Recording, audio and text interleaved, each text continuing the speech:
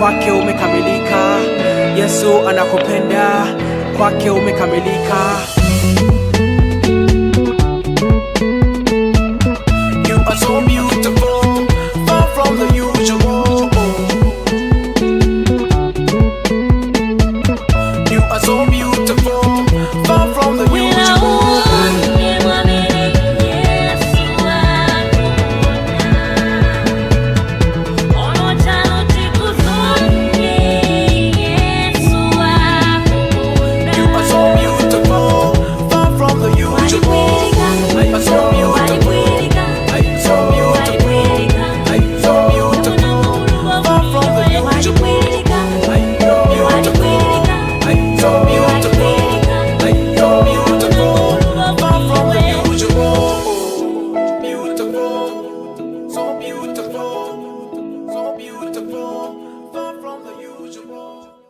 So Beautiful by Maggie 44. Some of these names people give themselves in Zambia, I don't know. Maggie 44, So Beautiful. That's a wonderful Christian song. Welcome to Zambia Blog Talk Radio. My name is Roger Charlie here in Alberta, Francis, where COVID is brutal. We are thinking of transferring some people from one hospital to the other. It has become very, very, very tough. Some of these governors, they have, is it governor or provincial minister? They think they can be their own, now they find themselves into problems. Babimbe, welcome. Welcome. Just come to the UK. Back to normal. Back to normal, eh? Yeah, everything is open. No mask. Yeah. Well, that is what happened here. Everything got open, but the thing was people were resistant. It was, I think, the least province when it came to vaccinations. Mm-hmm. So those two didn't go well together. No, yeah. The UK is almost 89% of the adult population. Yeah. So that is where we are. Before you go ahead, yeah. I said the folk show of Kombe here. Not talk about show as such. I need to say this. Our audience needs to hear this. First of all, Francis, happy anniversary. Thank you very much, Pastor. The reason I'm saying this, Roger, is that I was very impressed to see this very critical, opinionated politician take his wife on a romantic venture. I'm saying to myself, this is what we are talking about. Tatulanda Fiama politics. Yeah. We know how to take care of our spouses, right? Congratulations, my friend. Thank you very much. that was very sweet. I agree with that. I think I gave you a love cheer there. That was very, very smart. We are not very good at that. No, we need, and when we do it, people need to be commended. You know what I'm trying to say? People need to be commended when they do it. Yeah. It's very important. Dr. John Sonso in BC. How are you, sir? I'm fine, sir. How are you today? It's very good to see you guys. Good morning. Babimbe, I don't know if you have already said your hello. Have you said your hello, Babimbe? Hello, everyone. Congratulations, Francis, as well. Oh, thank you. And guess who is here? Guess who is here? Yay! Okay, you should be smiling. Lungu is going. Lungu is out. Smile, Sam. Dr. K, what's up? What's up, brother? You're on mute, I think. We can't hear you. How are you guys? Oh, we're okay. We just want your smile. We are happy to be here. I can't hear anybody. Oh, you can't hear? You can't hear me? Hello, we can. I thought I heard Roger, you. I heard him too. We can hear you. All of us, we can hear you. Wakalonde, we can hear you. You can't hear us. He fixed his line. Anyway, so today we have a packed house. HH's visits to Washington. What a week it was, and it has given us a lot of stories which we are going to unpack. I'm happy Wakaronde has joined us, and for what reason I don't know, but there is a reason why I think when you are able to hear us, Wakaronde, give us a wave. Oh, wonderful. But I can't hear you. But how did you wave? We can hear you. I said wave. I'll drop off and come back, Roger. Okay, I do that. Drop off, come back. Yeah. So, on my work weekend, it is not easy for me to do those clips. I promised you, Francis. So we've watched all these videos, a lot of us, and our listeners, our viewers, our viewers. I think a lot of them have. George Walia from somewhere, Solwezi or somewhere, says, good afternoon, Petros. Thank you so much. And Anthony Malala. What we are going to do today, Francis, you're going to give me a note, a heads up. We are going to drop the link below, and then you guys will be coming in, those who are watching live, you'll be coming in to give us some feedback so you can have something to say as well. But for now, we are going to kickstart the discussion with my people here. Generally, what do you think, Mavimbe, about the trip, HH's trip to Washington? Yeah, I think I'm pretty super excited. Okay. I think we are on the right track.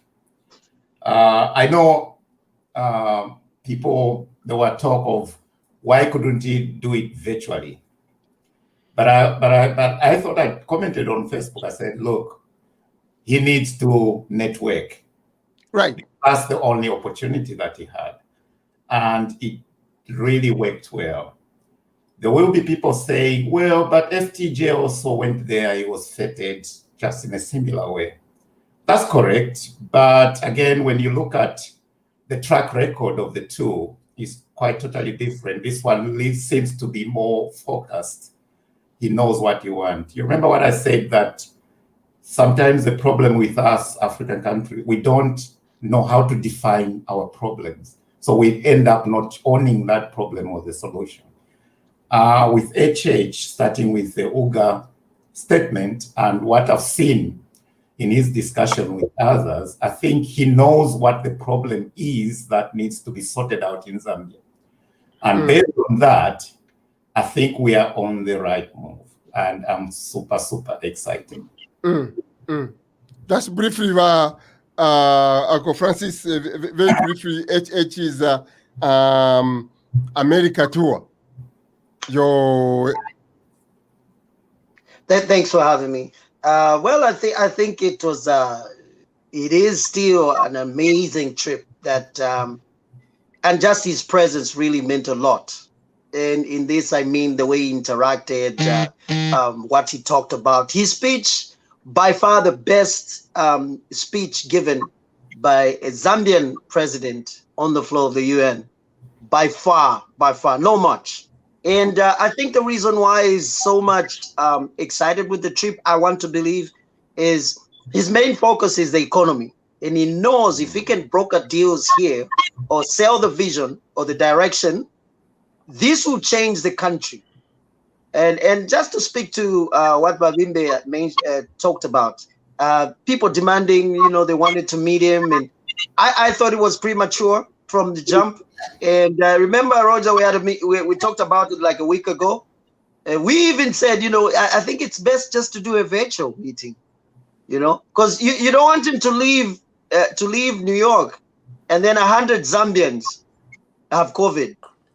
You know what I mean? Right. But I'm very excited. The speech was packed, amazing speech, precise, to the point. I think finally we have a man in the office. The office has been empty for a while. Welcome back, Alonde. Are you able to hear us now? Yes, very clearly. I love you, big brother. I love you. I love you. I hope like you're doing that well. smile. I like that. Yeah, smile. yeah. We love him when he smiles. Wakasonso, others have given us a summary. It was a hit. Let's start with the Biden, the Biden speech, and the shout out. On this show, what we do is unpack. We go beyond the words, as it were. We want to go a little bit deep. That shout out. Yeah. What was it? What was it about? Is it just? Go ahead. Yeah, thank you for the opportunity to comment on the president's trip. The president is representing well the people of Zambia, and that speech from the president of the United States means that we, the people of Zambia, have been recognized by the greatest country in the world for our commitment to democratize our way of life. And therefore, even our representative, the president, is well received in the West as we stand out to be an example. The president of this United States said, democracy lives in Zambia. I underline that. Democracy lives in the young people of Zambia. So wow, that's big. What about democracy around us? In Uganda, it's a bloody butchery. In Rwanda, it's not welcome here. In Zimbabwe, it's back to sender. But in Zambia, it's welcome home. So we have really represented ourselves well. And I'm very proud of my country. And I'm proud of all of you, my countrymen, for this that we have done. Wow. One second, I outline you. You are not welcome. You are not welcome here. At democracy lives here, meaning Zambia. My thinking also is the Americans may be late to the game. They see China could be taking away stuff. The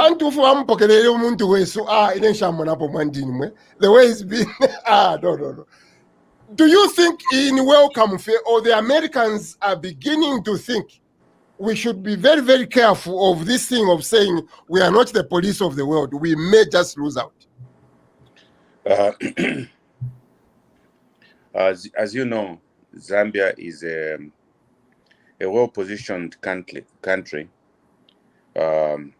in the region, and any powerful country that wants to have some impact on the region, recognizing the position of Zambia is very, very important.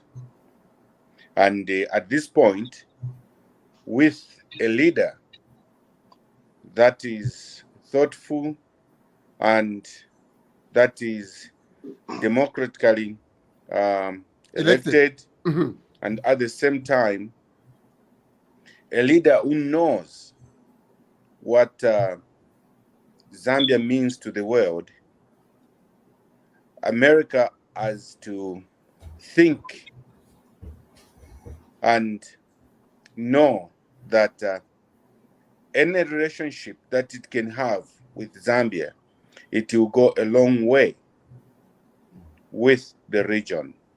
And Zambia also thinks the same.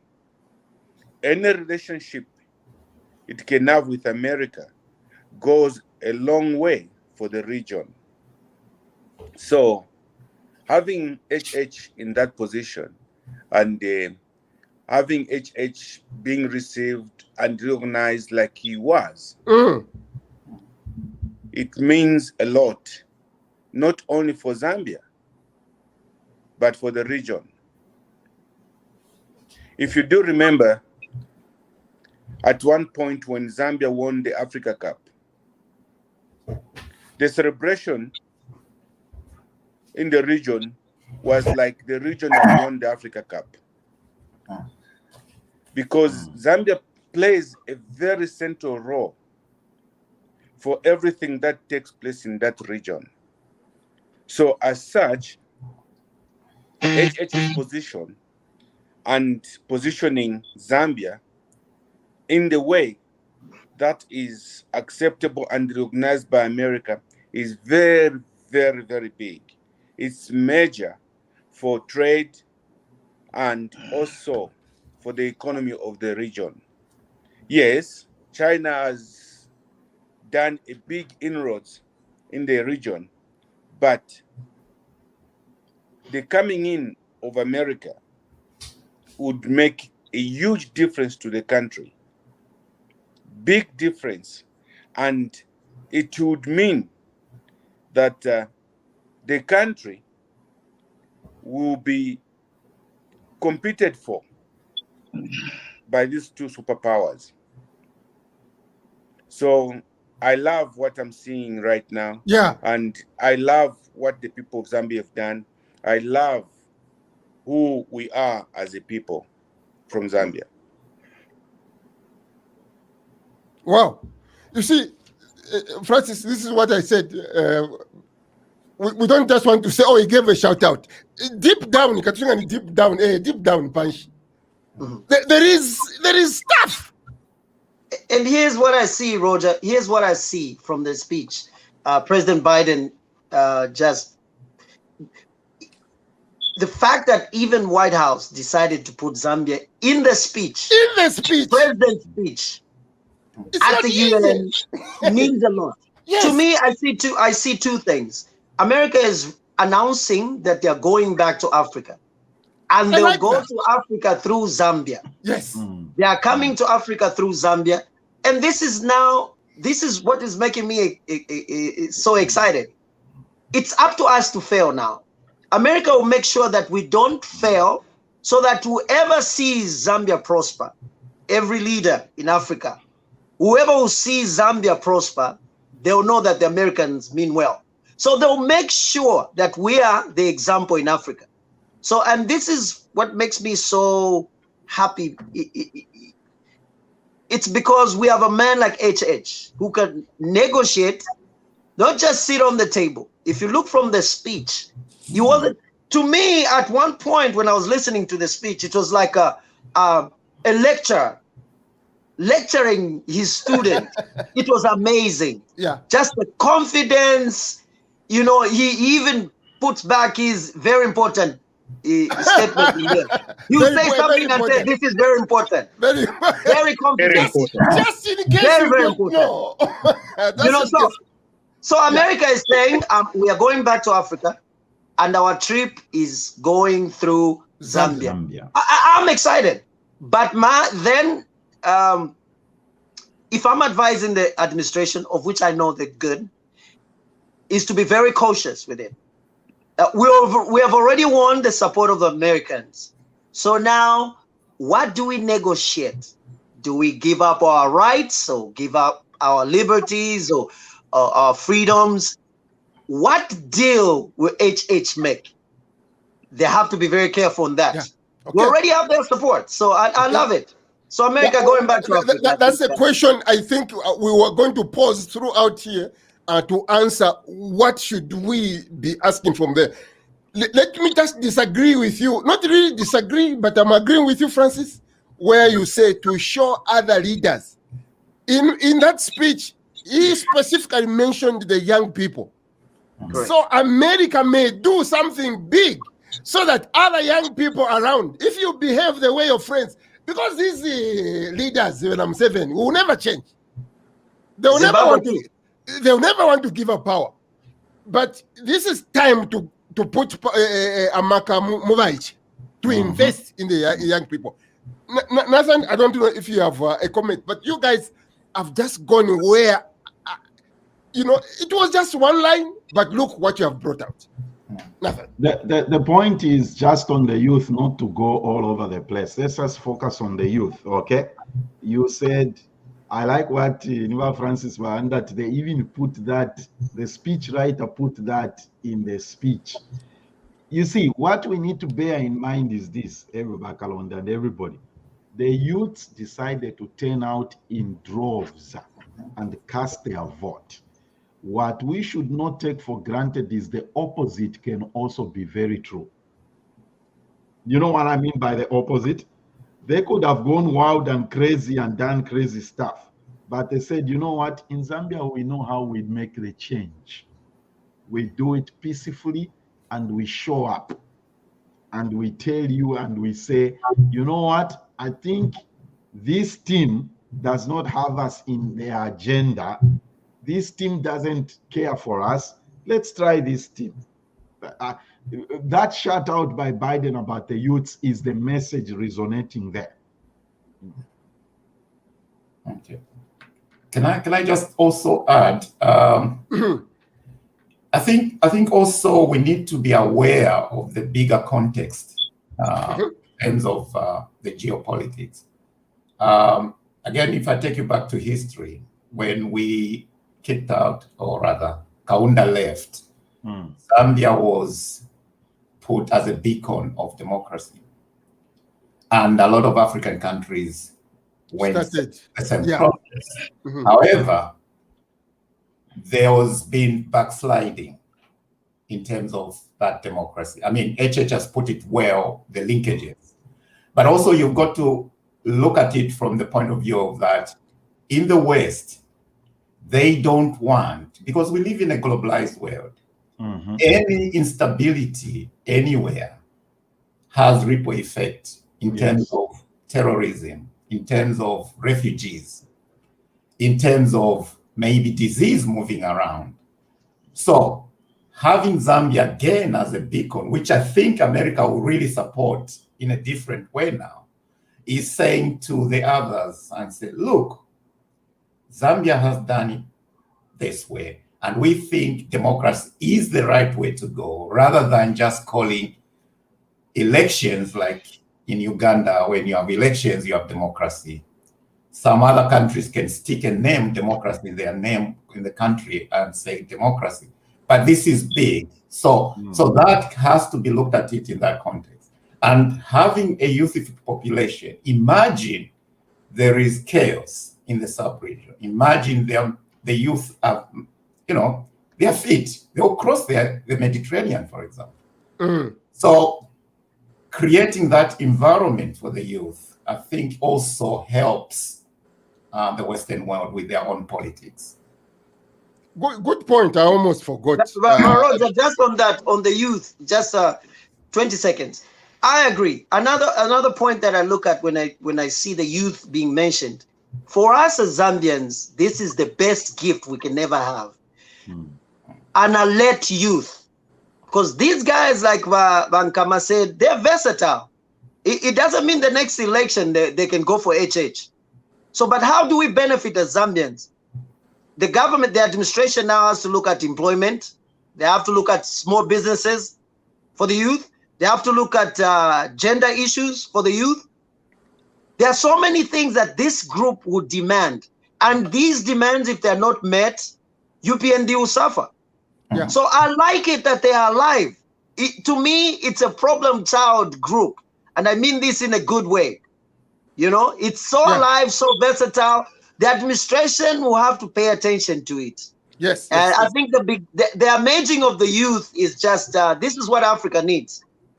It's an uprising, but it has started in Zambia. Let's end Wakasonso on the backsliding part Wabimbe talked about. We saw the coming of Donald Trump.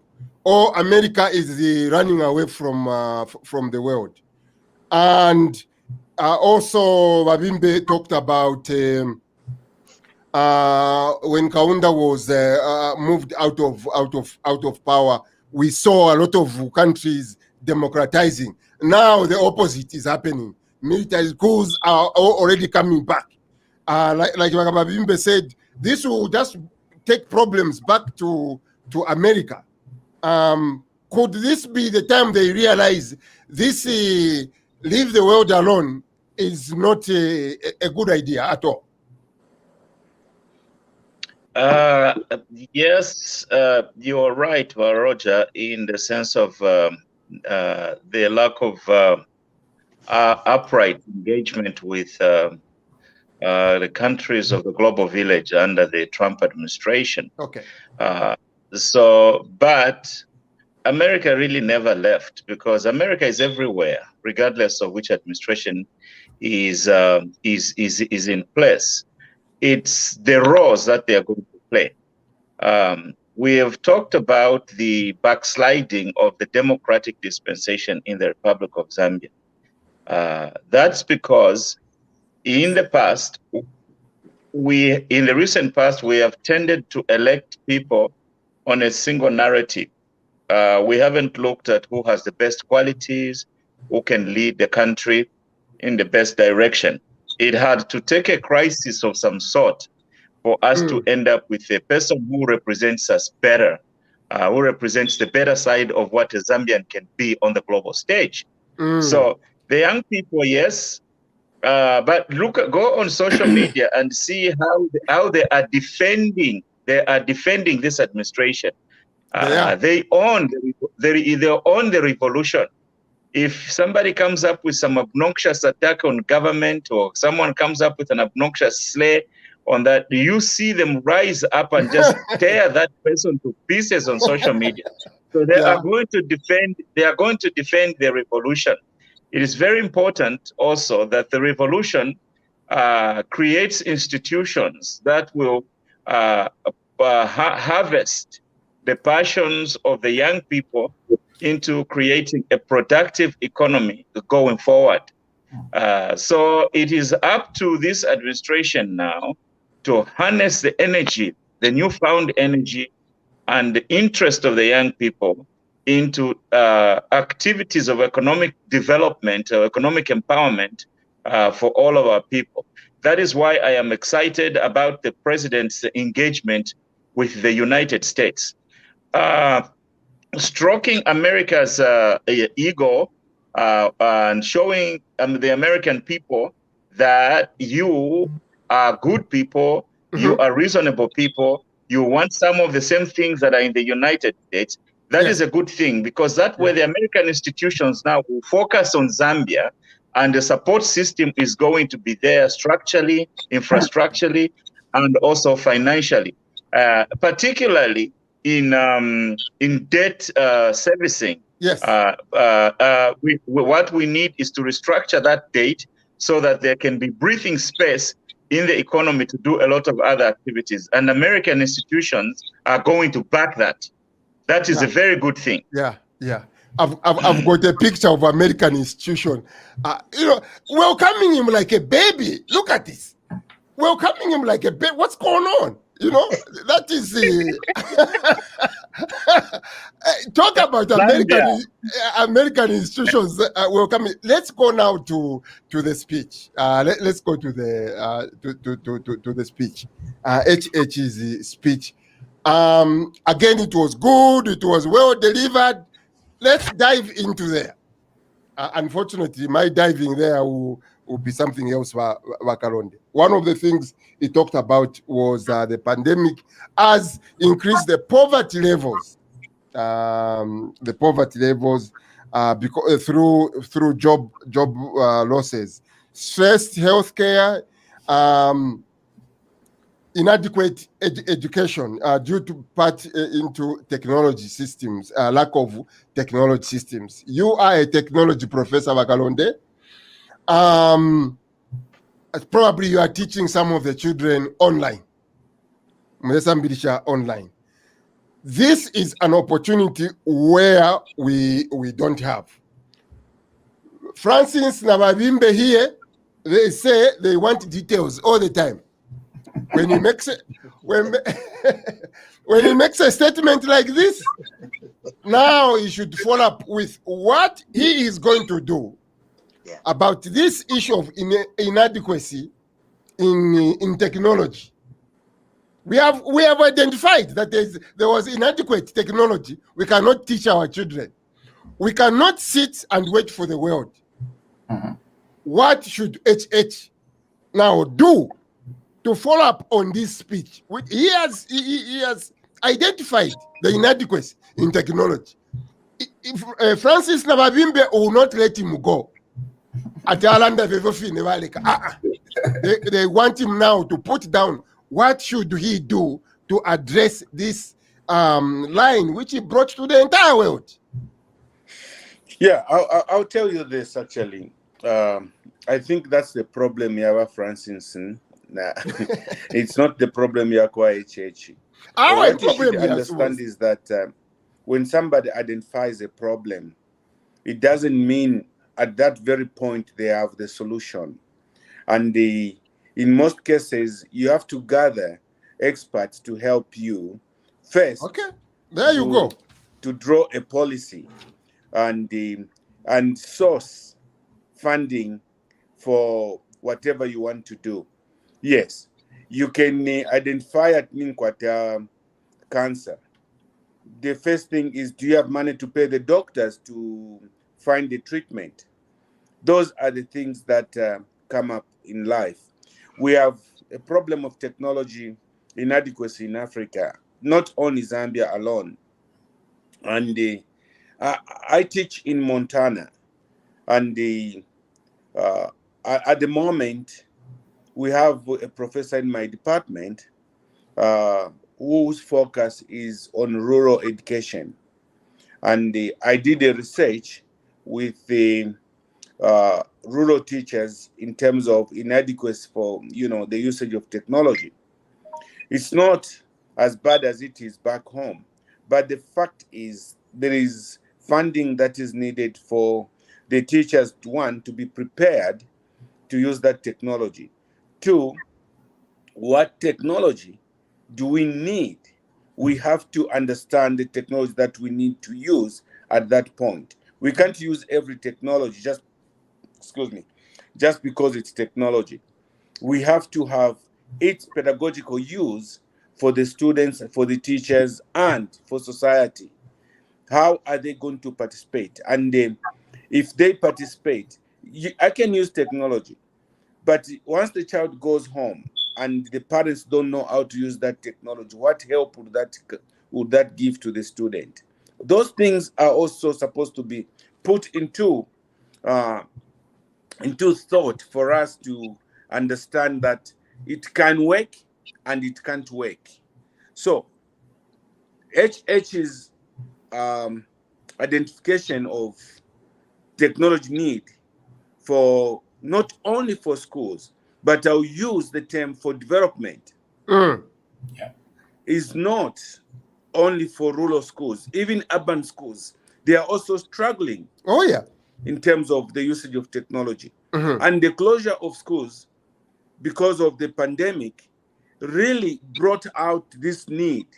Yes. That we could see it even here in the US, where people, they have technology, but some of them, they refuse to use it.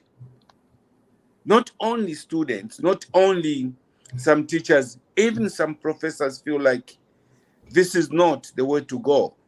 They are afraid of being taken over by technology.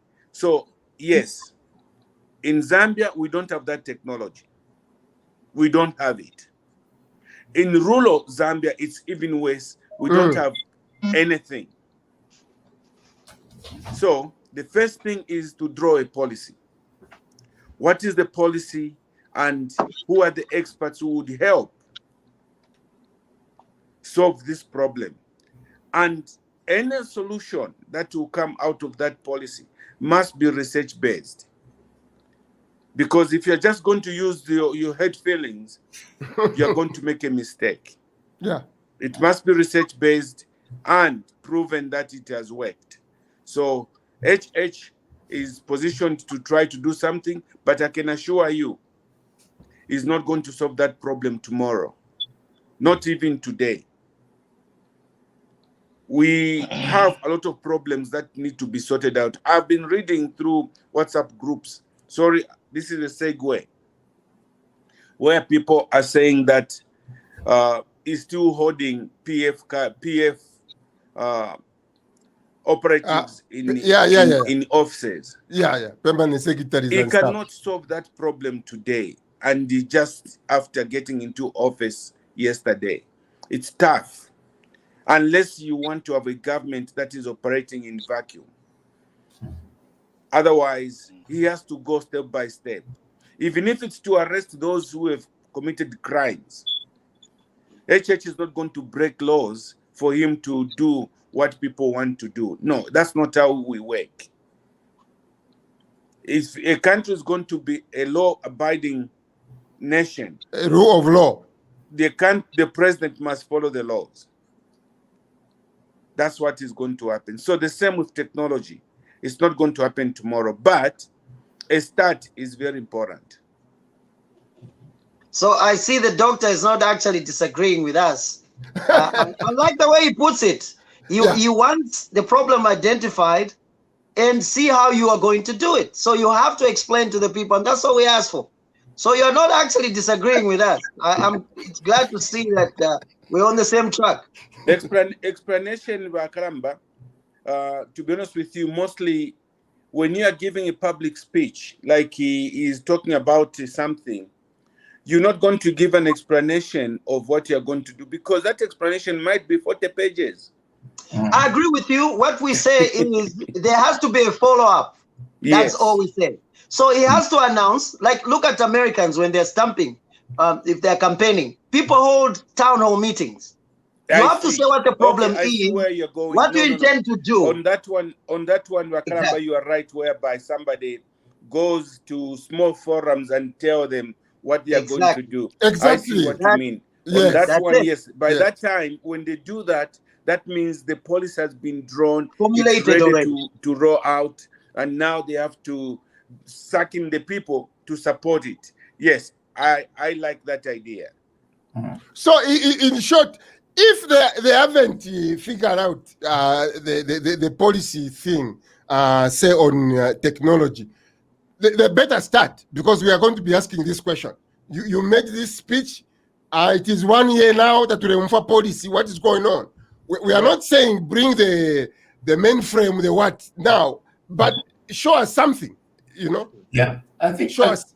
I think what Dr. Care said is really important, and this is one thing that us in Zambia I think needs to worry too much or take into account is evidence-based policy. I know it's difficult.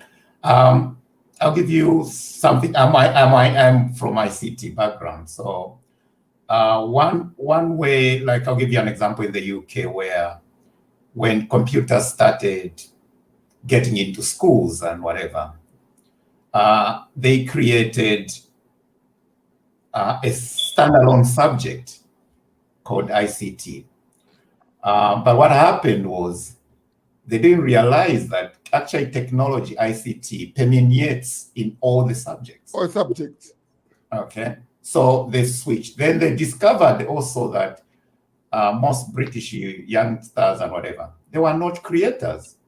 They were just super users. You become a super user, like probably in Zambia. There are people who know how to use Facebook so much better than us, but they cannot create something similar. So switching that curriculum is quite important. And I also say probably I think we've got HH has been very, very smart in the way he's done things.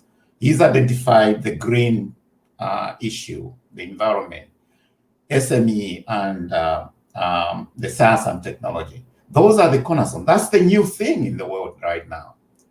You know, we are going to electric cars. We need to start researching on cold storage chains. You know, there's a lot of waste on food products in Zambia. You can't even supply tomato consistently to ShopRite, for example, bring it from South Africa because of lack of that supply chain sustainability. So technology, science will have to come and play a role. The way I see it is probably the Mutati group should maybe have an endeavor of some sort to look at what, again, Dr. Kia said, it's not technology for its own sake as technology. Is technology, what does it work? What technology works for us? There is a saying by Bill Gates, like, embrace and extend. You just don't take technology and just use it as is. You have to twist it because you know what problem you are trying to solve using that technology. If you don't know, then you abuse that technology, or it makes you do things that are not going to see results. So yes, HH has laid down the foundation, but we need to start seeing the ministries moving rather than what they're saying. I'm already disappointed with some of the statements coming off Ministry of Science and Technology. I think from Mutati saying, oh, we are going to do the, what is that called? Hubs, this just creates only pilots. It doesn't work. That you need attachments to university. You need incubators that solve the real problems. It's not just going to be exciting. There's a lot that can be done in the media industry, arts. You can create,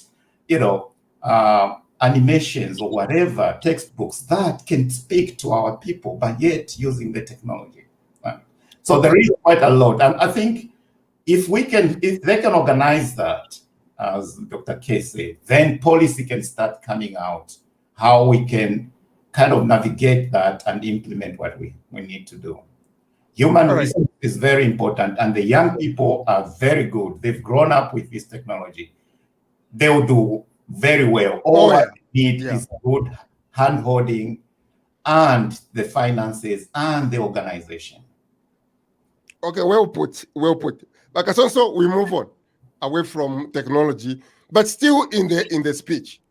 Here is a statement which he made. He said, democracy has to have, He frames, I never heard this word before.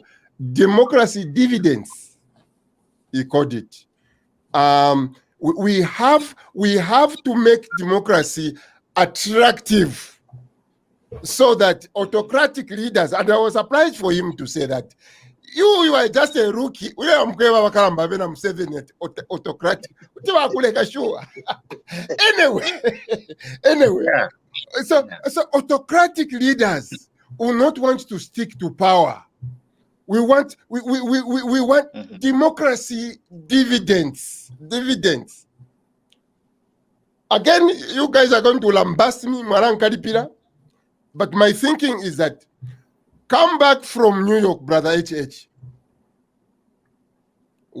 This line you have put here, the dividends of democracy, in my view, should not just be power in Lusaka.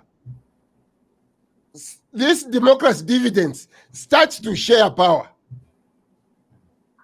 with the rest of the country. Go. Yeah, the concept of dividends is once you make an investment, it is that payment you get from the investment that you've made. So what the president's idea is that we must be able to celebrate the fruits of our labor when we democratize our way of life. We must show that democracy is actually beneficial to the people. That is the concept of democracy dividends. And then shine that as an example to other countries. For example, during his trip here to Washington, I have seen that the government of Rwanda has taken interest in Zambia. Part of it is they have these US institutions that fund them heavily. And maybe they would like to also extend their experience and their expertise to Zambia. The problem I have there is that they have been funding a Saki dictatorship in Rwanda. So what experience can we get from there? That is where the dividends of democracy comes up in our context. So we have to shine an example to them and show that democratizing a way of life is actually a better way, not just to govern the people, but to administer the economic benefits for all citizens. So it is a commitment that the president made to show Zambia as a shining example in the way we handle both money and opportunities for our people.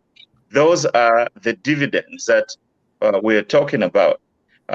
So what is going to end up happening here is that we are going to have a flood of institutions from the West come to Zambia, work with Zambian institutions, and highlight how the story of Zambia is progressing. How the story of Zambia is progressing. We have seen right now the orderliness of the nation. We've seen the orderliness of the nation. We are not seeing Americans. We are not seeing a president who is threatening citizens. We are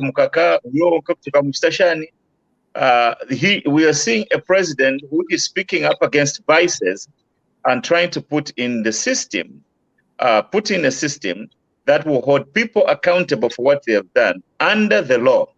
I also wanted to comment on just the adequacy of the law. I think part of what we are going to have to do with the New Dawn government is to do a lot of changes to the constitution.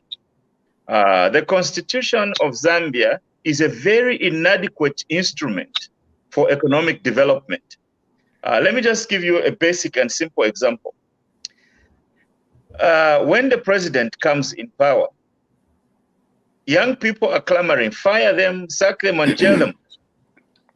He can't just do that. Yes, but he can sack them, but he has to pay them. So why don't we provide for in the law that once a new guy is sworn in as president, all the controlling officers must submit their resignation letters to him. He doesn't have to accept them. He doesn't have to accept them, but he has to receive resignation letters from everybody so that he can constitute his own team. Now it's like you elect a guy, the constitution, we elect a guy, and using our constitution, we have to punish him by slaying up all of this and spending his political capital on sacking people and accumulating political blood on his hands, even before he moves further. Let just people resign, and once they resign, then the guy can slot in his own people and get started. But that is a constitutional issue. It's a law issue. The adequacy of the law, it doesn't do that. It expects the president to terminate this one. Now I have withdrawn this one. Now I have recorded this one. That takes up a lot of energy, and that's not useful energy, just on sacking people and constituting a team. So we need lots of changes to the laws. We need lots of changes to the laws for us to realize the actual dividends of democracy, both in the short term and in the long term. And I believe that's what happens here in the United States. Once a new president comes in, every political appointee submits their resignation letter, you know.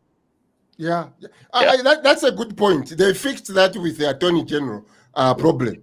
He's the only one who resigns because they had a problem with the Nchito boy. So now Attorney General has to, immediately the term is over, he has to go. So that's a good point. Yes, welcome. Yes. Just on what Wakasonso said, I think our law is good. It's just. It's fair.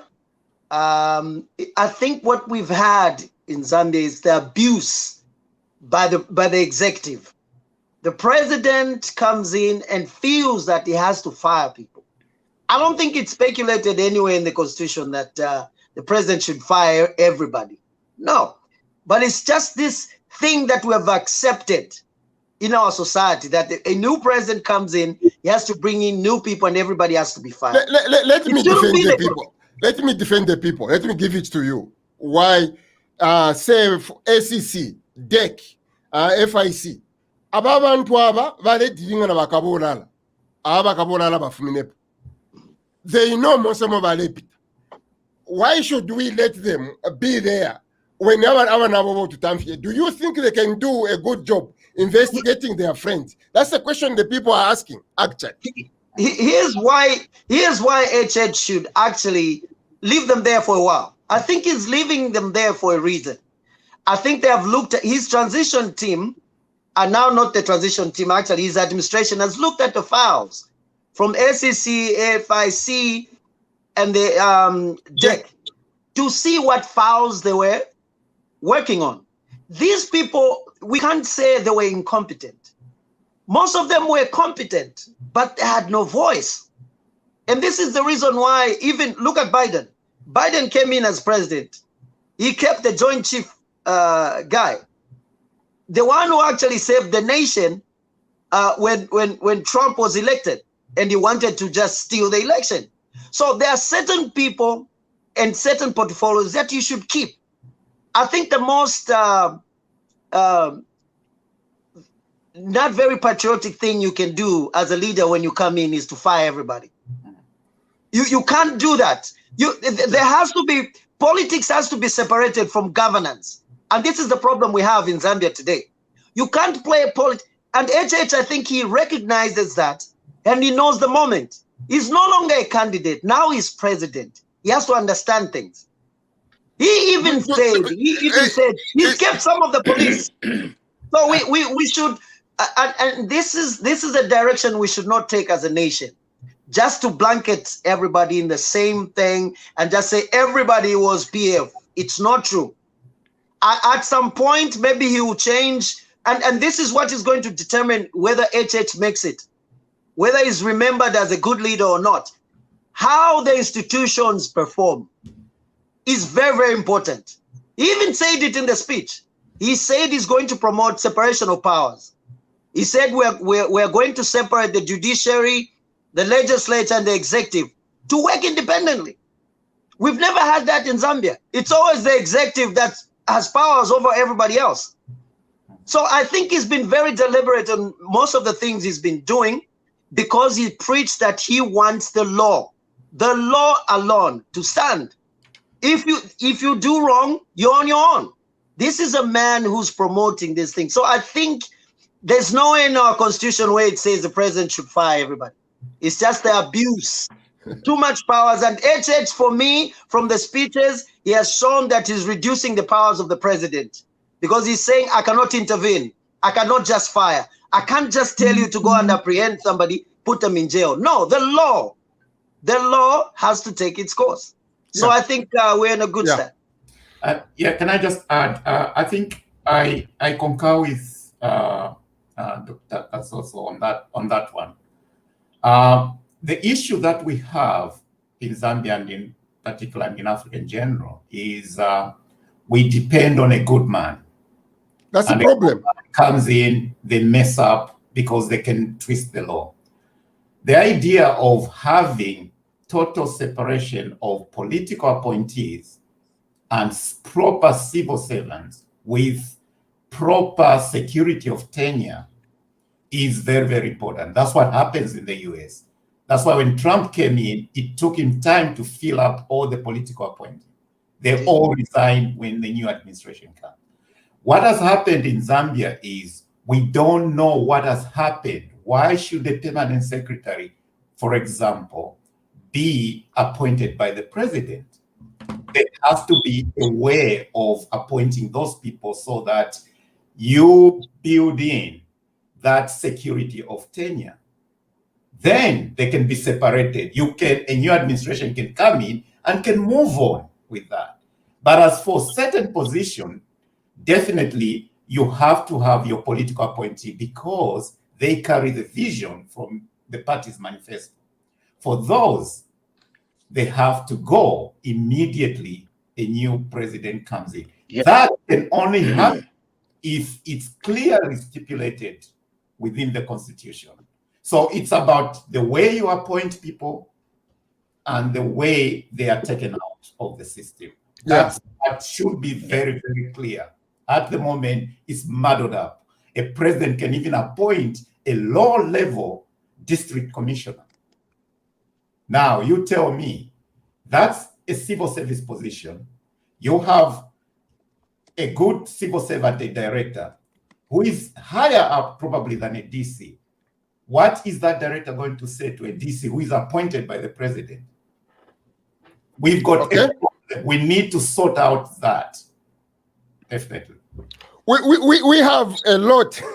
We have a lot. But I want you to look at some pictures and tell me. Roger, can I say something on this? Say something. Then I'll show. I have some pictures here. I want to take your imagination. Oh, Francis, you see, we have forgotten to share the link. Ms. J, if you are able to share the link on Facebook so people can come and comment in whatever we have said, I think this is the right time. Please share on our Facebook the link. Those who want to join in and give a comment, they can come in. Go ahead, Wakasoso. I have some pictures to share. I do understand everybody's position in terms of appointments and the Constitution of Zambia as a supreme document that helps guide the way we run our lives as a nation. But in terms of appointments, actually, the president must have his team. I'll say this, the biggest mistake that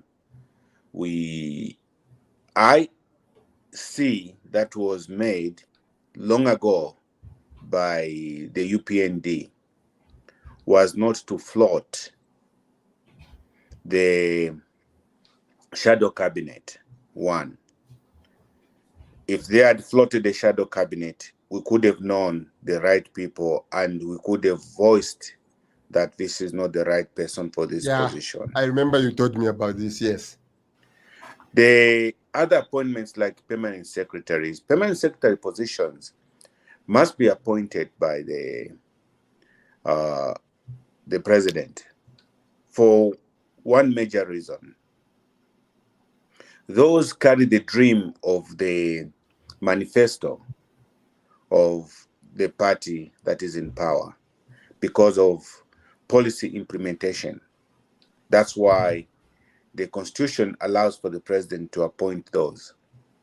The other thing that really, I don't see it in the Constitution is the appointment of parastatal managing directors or CEOs.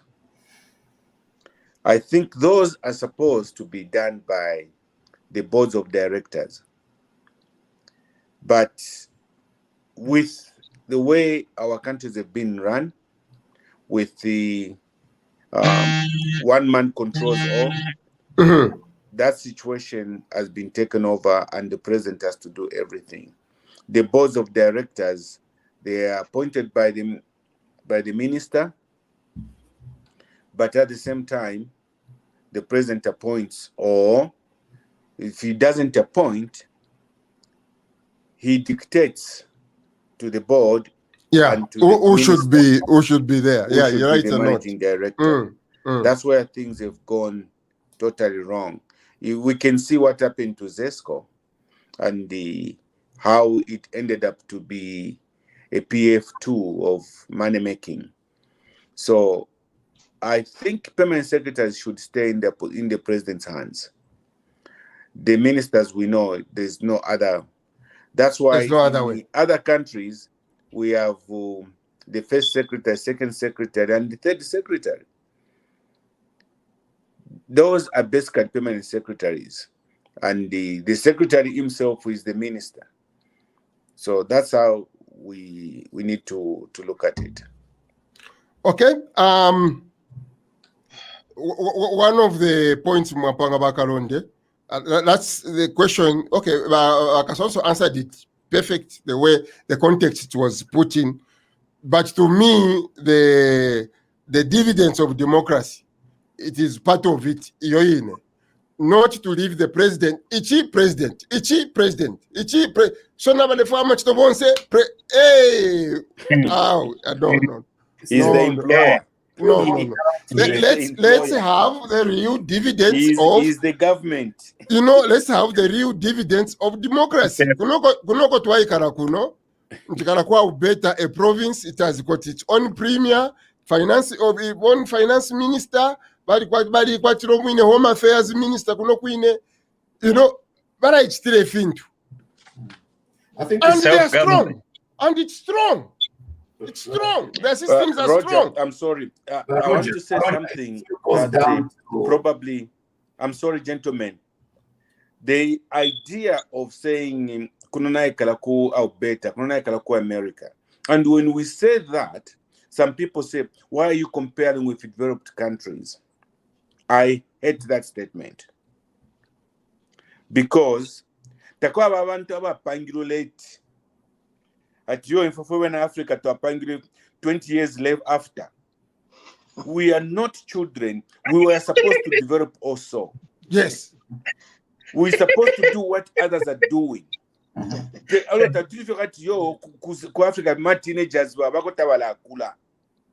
see?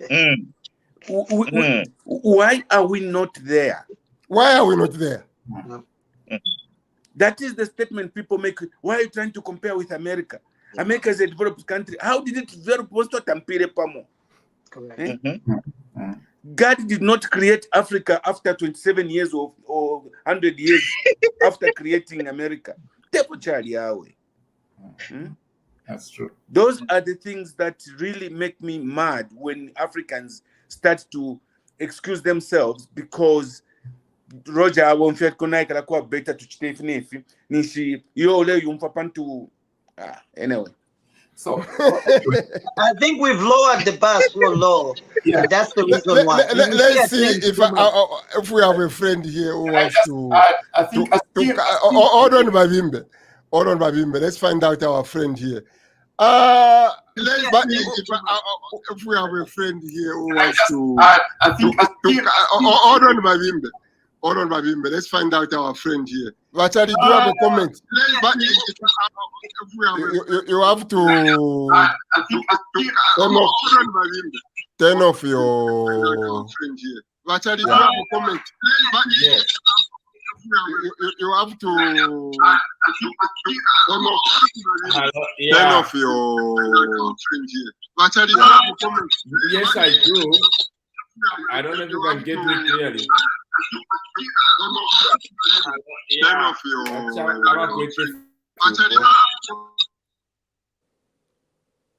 your system. I don't know what is wrong with your system. It is giving us a loop.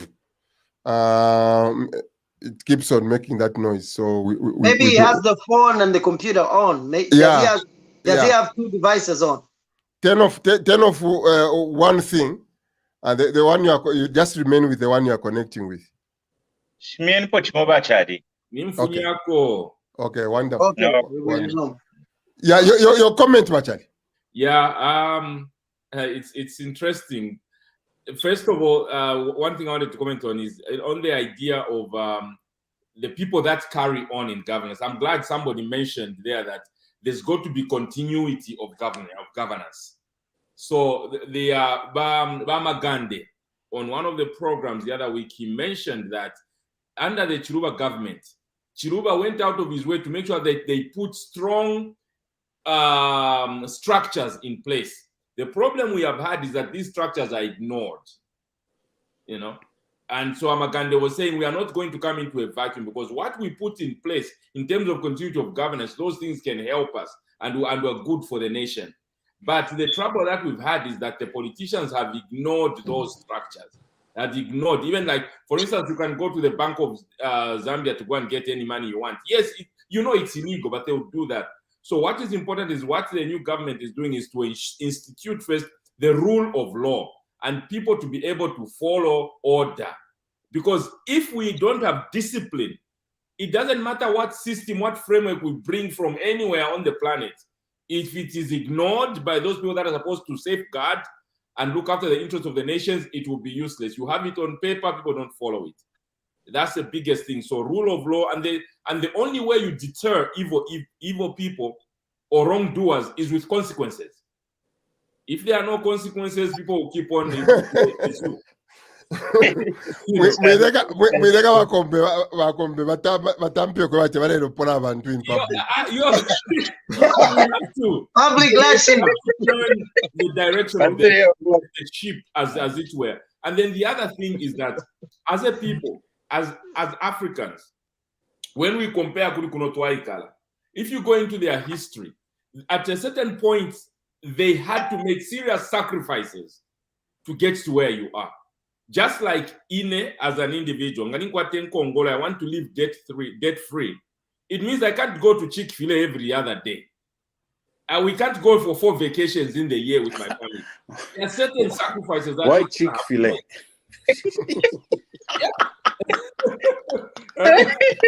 Well, could you out Kairi? Chick-fil-A. Because you have a limited, your resources are limited, right? So if you're going to live above your resources, forget about developing. If you're going to consume every last resort, there's always a period of sacrifice. But Roger, if you want to go to Zambia and start some business, it means that green, you may not buy, so that you can invest that money.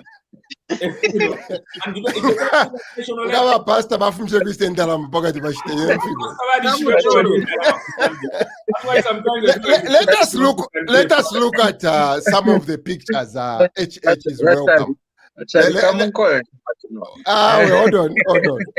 Hold on. Let's start with the low key picture here. On this picture we have I don't know for it.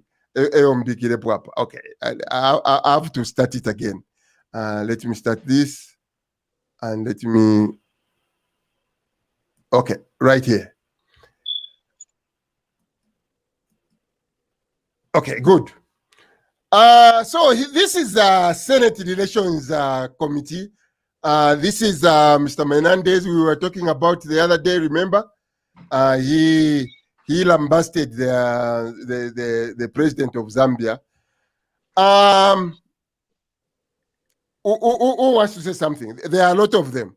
What are we looking at here? We are looking at acceptance. I like that. Somebody has been accepted and somebody has been respected. I like that. That's what I like we're looking at. Yeah. Okay. Ine na monapo tukote na mapala twaleta wisdom kulikateka no kumukokerela kumulangisha kitalo chifule cha tekwa. Oh wow. Because this is a highest when it comes to foreign relations. Tabale kutuma kuli subcommittee. Awe. Francis. Yeah, you're meeting this is end subcommittee. This is a real deal.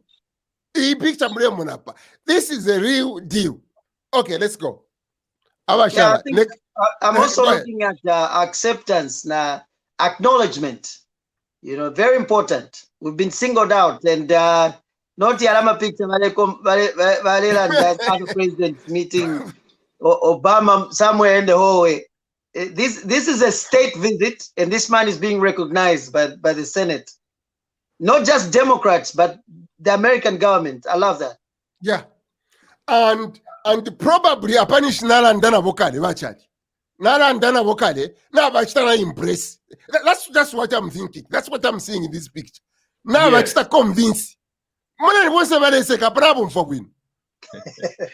When Roger, when Ogateka Alice na minwa aya kokosha lino tushoko tupanga mafundi. Tushoko to last year. Mwa tutamule umfo. If you pastor ba mulenga barandati, you are not hearing me. You are not hearing me.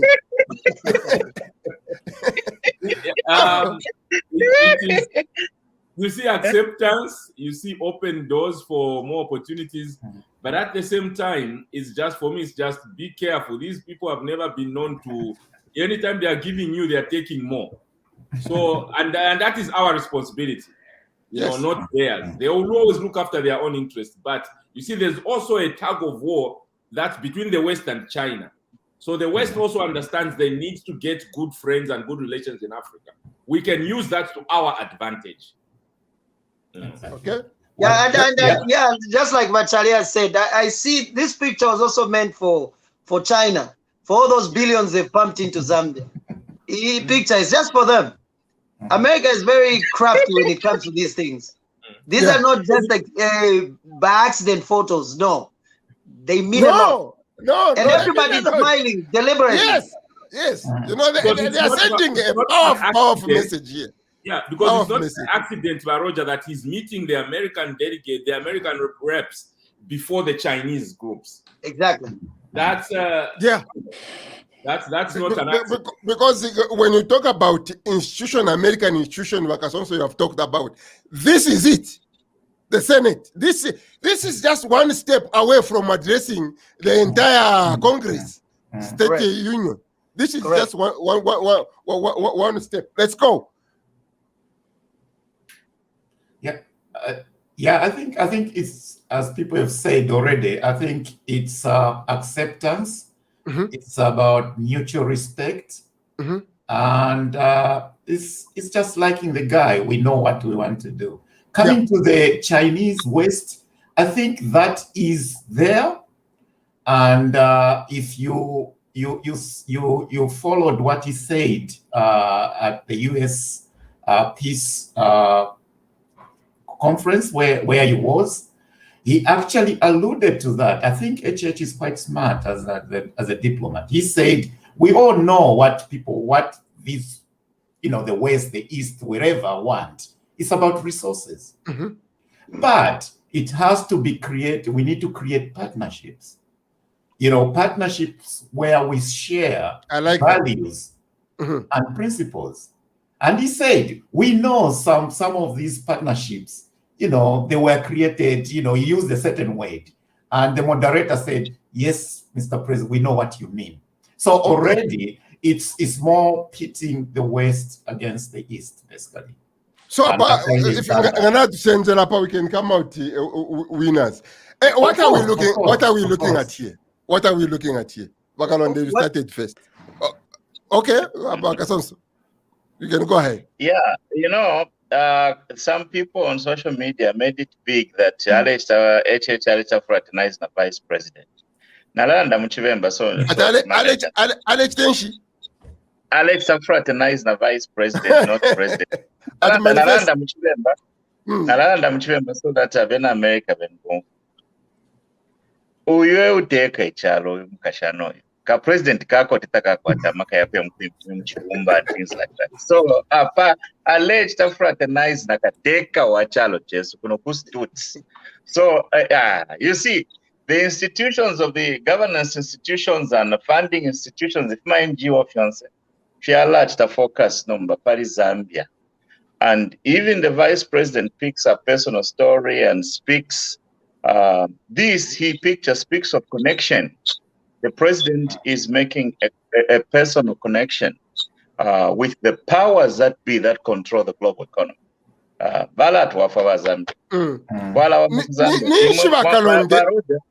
Baroja mushite limone ticket msakwera kumushika sempana. Hivyo Wakalonde aba bafumamo mu bantu bonse ati tie babirife tulande pansi. To be honest with you, that's how deals are made. Yes. You don't make deals in public. Even when you want to make a deal, you and me, we can't make a deal here on the show. You're going to call me later. So he has to explain, and she has to explain. They have to have that chat that is personal. You see, and they are both feeling each other, and that is the time that you create trust in somebody. I like that. So Yes. You can see by his position, his gesture there, he's explaining something. Yeah. Yeah. Mamana wale umfu. Exactly. The body language tells you. If you went to body language experts, they will tell you what they are seeing there. Yeah. So it is something that we should respect as a people. As Zambians, that's a big score, honestly. I agree. That's a big score. We saw that in between Obama and the Uhuru from Kenya. That closeness showed up, but Obama, at that point, there was just relationship, family relationships. But this one is total business. And respect. Yes. Who is Zambia? Yeah. Who is a Zambian? What does a Zambian bring to the table? Yeah. That's what it is. And it also doesn't show a person who is going to beg. He's Exactly. in charge. He's owning the space. I like So that. it's going to be do as the way we want you to help us, not you coming to just say, here, we're going to help you. It's more of, we know what we want, but we need your help. Yeah. I like what has been said. I also agree with Francis. Francis. You people, you are dangerous. Keep talking. I agree with the dog. Deals actually are not brokered in the boardroom. That's just the truth. It's the side chats that you have. And you know, when it comes to countries meeting, most of the speeches are written by policy guys, approved by the president. They know the direction of the president and the policy guys. So speeches are read in the conference rooms and talking points. So when you go to the side, HH can say, I like what you said on the Shani, but can you tell the president to be flexible on this? Because I can't give you everything. So this side chat, keep talking. Issue. Yes. That's why we know I can work with you up to that point. Issue right now, Wakombe. But exactly. Issue for now, Hello, Chimbia Pavaroja. Niba nena sange chalo bali chita kuma Chinese. Jafweni ko kupokolole chalo kuma Chinese. Ale papa tendala mu. Tetalande babantu abengi ifyo hiyo. Hello, this is also a statement by the US. What I can also read from this is the US saying, this man, we haven't just accepted him and welcomed him. We're not just meeting him in a group setup. We trust him enough. He's our friend. We can have dialogue. You know, chatting.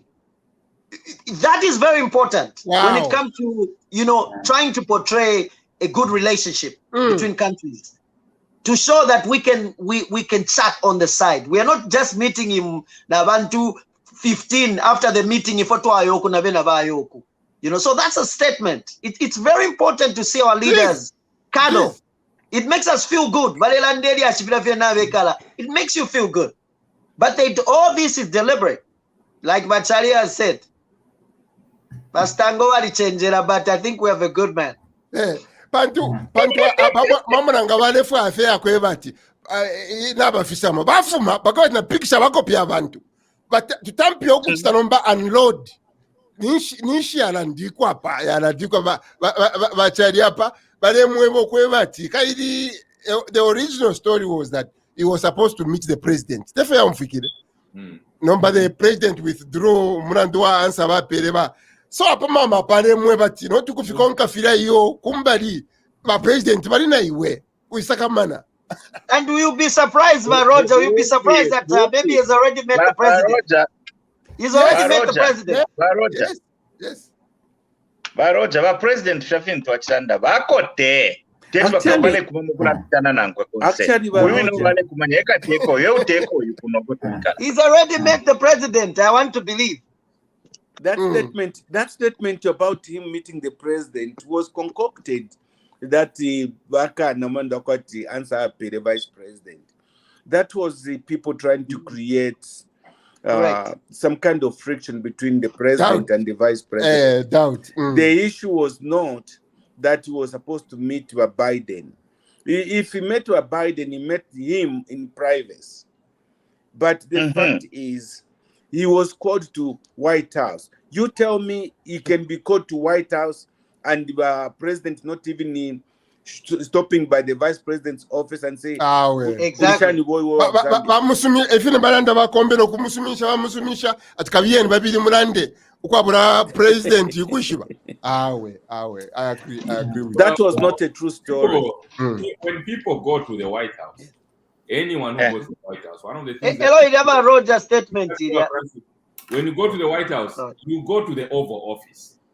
That's an iconic American. The office itself is just the features. It's like an institution on its own. So there's no way he didn't pass through the Oval Office and say hello to the occupant. He's already met the president. But you see, in all this goodwill, at the end of the day, I always say it is not America's responsibility or the West's responsibility to do good for Zambia and develop Zambia. It's up to us. So if they can have all these meetings, if we don't strengthen the institutions that will implement the president's agenda, we can be singing the same songs, because at the end of the day, like we said, the president is not the one who's going to ensure that if we paid you 2 million for the road, you are putting all the quality ingredients there.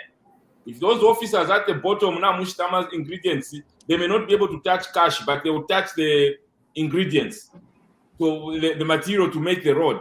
If that's where I say all that must be tightened, because that's where corruption, you can tighten it at the top, but now kunshu kuna ushtama packet ya cement 4 ba isra packet to be by station my advice am kweba tumwale kule fia kwa mama na fwe ba lipo we even better.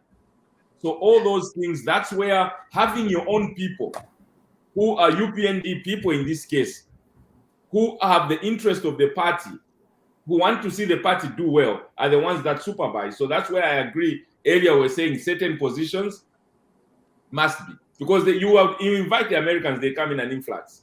But if they interact with people who just want to steal money, like for instance, I was trying to do, some friends of mine are interested in banking in Zambia. I called one gentleman and okay, give us information. The first thing he told me, I need to go and have lunch with these Bank of Zambia professionals. So $1,000 a year lunch. How do you spend $1,000 on lunch? So, okay, let's go to the last one. If they are, the last one here is IMF chief. This is the IMF chief. Wabimbe, the IMF chief. Barepokera kwachita kwa bana COVID. Na maboko ya bidi. Pokera presidents wetu. Imagine. Na maboko ya bidi babimbe. I think that also it's all goodwill. I mean, all over the show. It's just goodwill.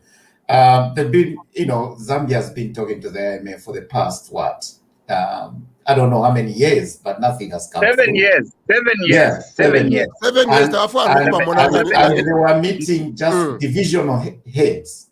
Yeah, divisional heads for Africa or whatever. But here, meeting the top one, then what are the divisional heads going to say? So we are in good books. One thing I also want to add is the president, yes, is not going to do everything. We need to up our game systems. The other thing is also, as Wakasosa had said earlier, that, things will come. America, Zamashani. I think we need also to sit down and be able to think, how do all these pieces will come in? Because the trouble is with all these things, you'll find ukubaleta system babika kwa agriculture, ukubaleta system babika, all this kind of thing where they don't work as a whole. So, I can say probably like Rwanda, the way they've done it, everything goes through the Rwanda Development Board, so that you don't duplicate because there is that kind of money is short. You don't want to create things that didn't work there and then you try to do Right, them. right. So there has to be some sort of oversight. I don't know whether there is a position now at State House, which has been there, called somebody, a special assistant for project implementation, something like that. I don't know whether that role will have an oversight, have a bigger picture where things can slot in, knowing what is going on where. Okay. Take only 1 minute now because we are ending. I'll say this, Roger. Yes. The welcoming of HH throughout the US and the world tells you how this man is viewed by all these people. The other thing that you have to look at is how shallow the previous president was.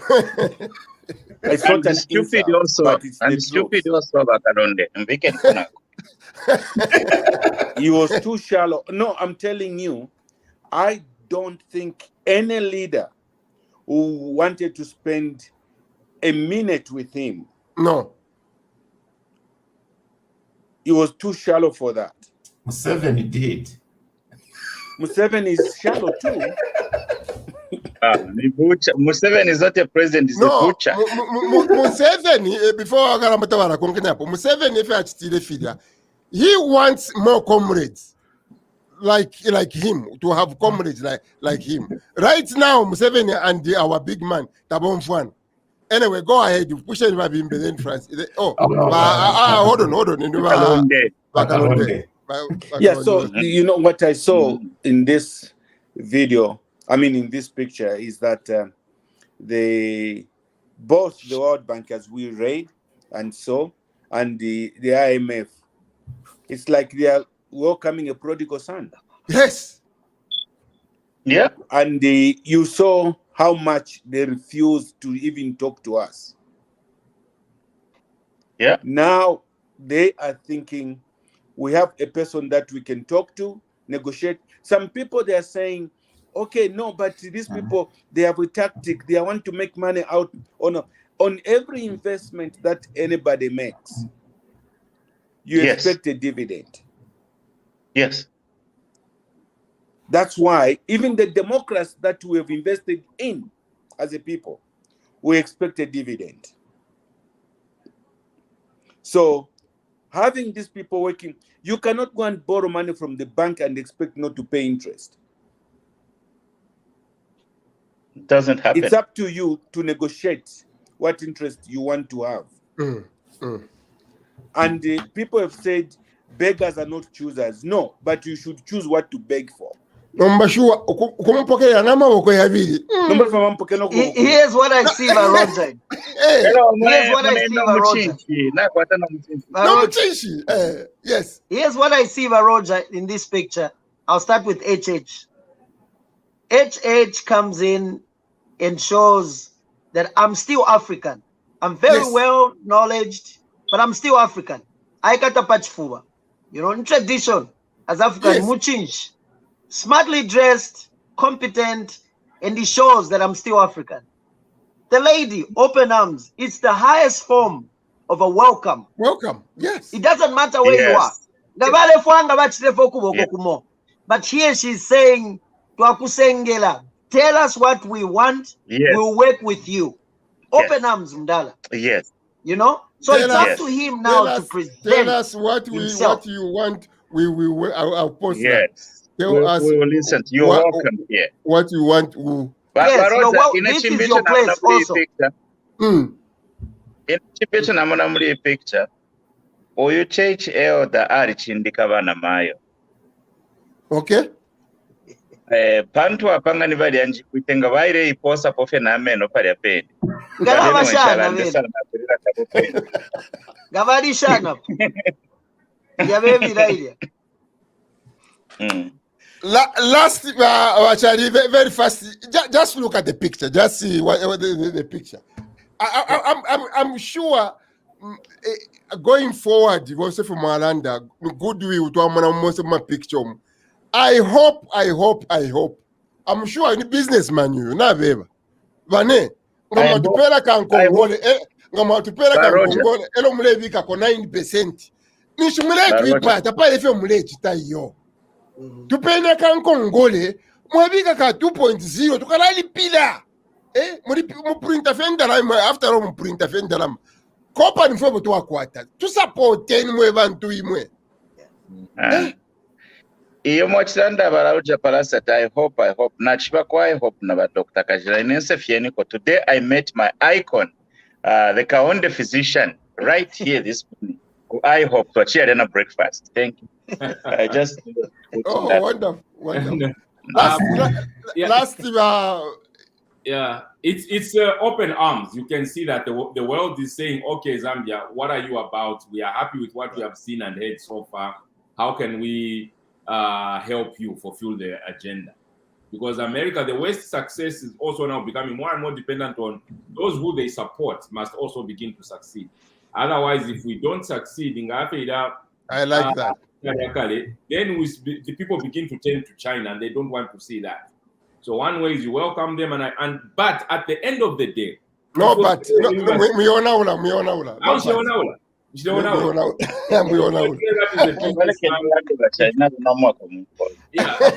long as we know exactly what we want and we are able to turn the ship. Of course we know what we want. Of course we know what.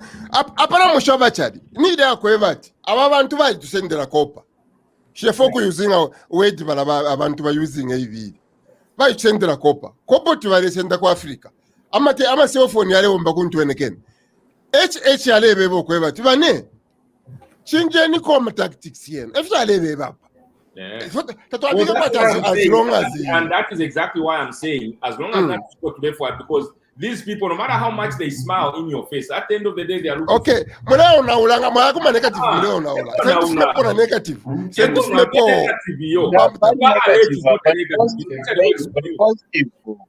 If I go to a bank, 23% interest, I'll say, okay, I can be 9%. That's what I'm talking about. As long as because I'm an inspired that's what I'm going to talk China now by and Bachali is right. Bachali is right. For the first time, we have bargaining power. Yes. Mulando Kwati, I think Nelo Alexa present how much investment China has made Zambia. So we have a bargaining power. One, investment here China Zambia. Two, America ilebuela mu Africa. Not to kuma places ukwa like Somalia na Shan. No. So we have a seat on the table. A real one.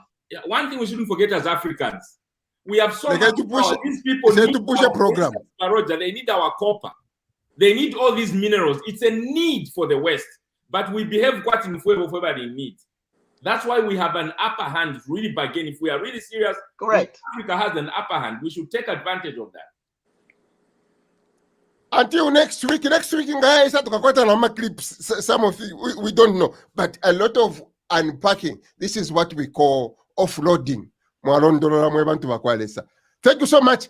I like a lot of ladies to come and join the show. No, back at Wish. Invite you and so Katwisheko bajiba bulu wenu badi. Kwake umekamilika. Thank you everyone. Yesu anakupenda. Kwake umekamilika. Yesu anakupenda. Kwake umekamilika. Yesu anakupenda. Kwake umekamilika.